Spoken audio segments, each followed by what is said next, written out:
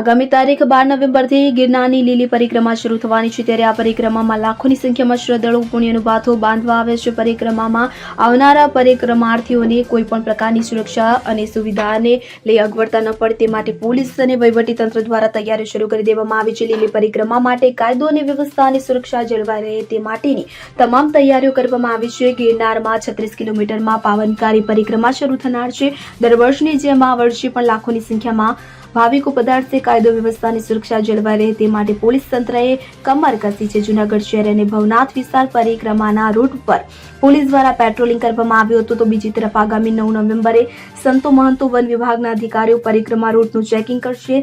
સરકડિયા હનુમાન મંદિરના મહંત દ્વારા પરિક્રમા રૂટ ચેકિંગનું આયોજન કરાયું છે। 12 નવેમ્બર કારતક સુદ 11થી લીલી પરિક્રમાનો પ્રારંભ થનાર છે। આ પરિક્રમામાં લાખોની સંખ્યામાં ભાવિકો આવતા હોય છે। પરિક્રમા ગિરનારના જંગલ વિસ્તારમાં યોજાય છે।